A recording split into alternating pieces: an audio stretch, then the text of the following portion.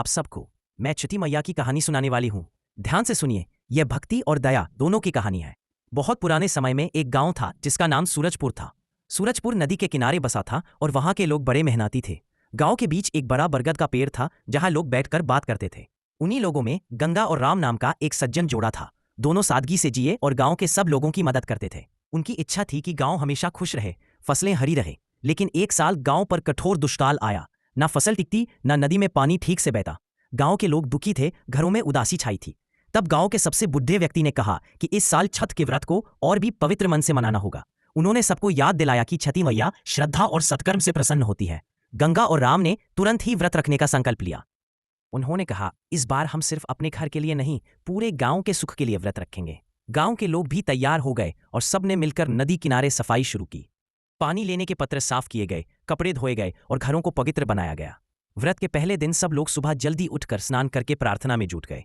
गंगा के मन में एक अलग ही लगन थी।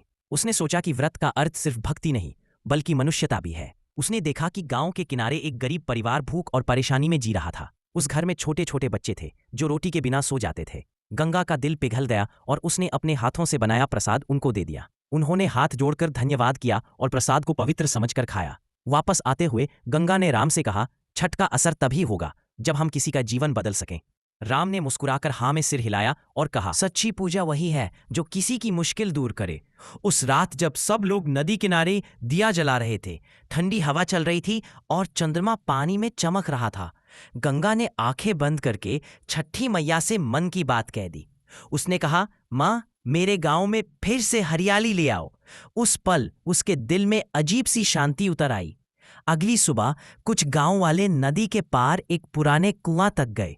वहां मिट्टी के नीचे एक पत्र मिला जिसमें पुराने अक्षर लिखे थे। उसमें लिखा था, दया से किया कर्म कभी व्यर्थ नहीं होता। गांव के लोगों को लगा कि ये एक संकेत है।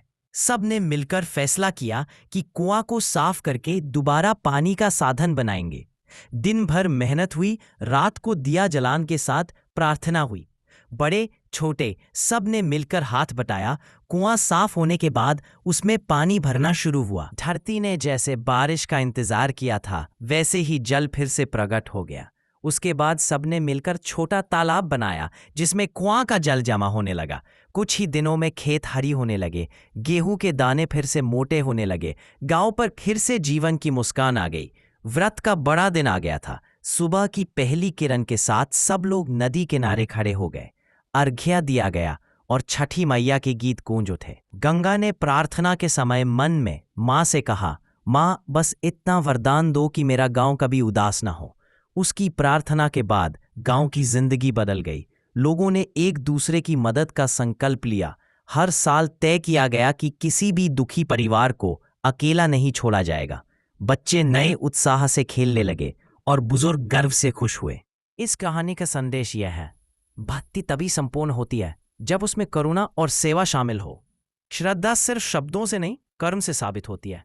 इसलिए याद रखो, जहां दिल साफ और नीयत शुद्ध होती है, वहीं छठी मैया का आशीर्वाद निश्चित होता है। जय छठी मैया।